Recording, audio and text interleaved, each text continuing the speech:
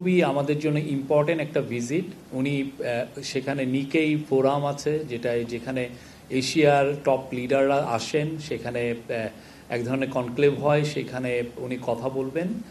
এবং জাপানি prime minister Shigeru ইসাবার সাথে ওনার বায়োলেটারাল মিটিং আছে, এবং সেই মিটিংটা আমরা খুবই ইম্পর্টেন্ট একটা মিটিং বাংলাদেশের কনটেক্সটে। এই মিটিংয়ের পর এছাড়াও অনেকগুলো উনি সিনিয়র জাপানিজ পলিটিশিয়ান অফিসিয়ালস তাদের সাথে কথা বলবেন। জাইকা এবং জেট্রো, আপনারা জানেন এটা খুবই জাপানের খুবই ইম্পর্টেন্ট ডেভেলপমেন্ট এজেন্সি, তাদের সাথে তাদের যে প্রধানদের সাথে হবে।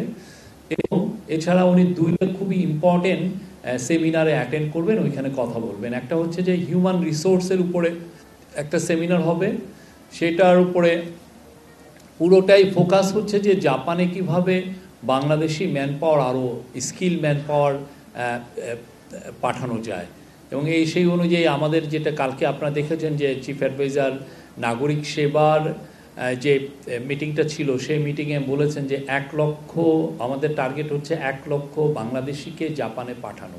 কিন্তু সেইটা কিভাবে পাঠানো হবে এবং এটা কত দ্রুত পাঠানো যায়, এটার জন্য তাদের সাথে কথা হবে। এটা নিয়ে অনেক এই ক্ষেত্রে আমাদের যে কোথায় কোথায় সমস্যা আছে সেগুলো কিভাবে খুব দ্রুত দূরীভূত করা যায়, এবং আমরা কিভাবে এই জনগোষ্ঠী 1 লক্ষ লোককে আপাতত বা তারপরে আরও বেশি লোককে খুব দ্রুত পাঠানো যায়।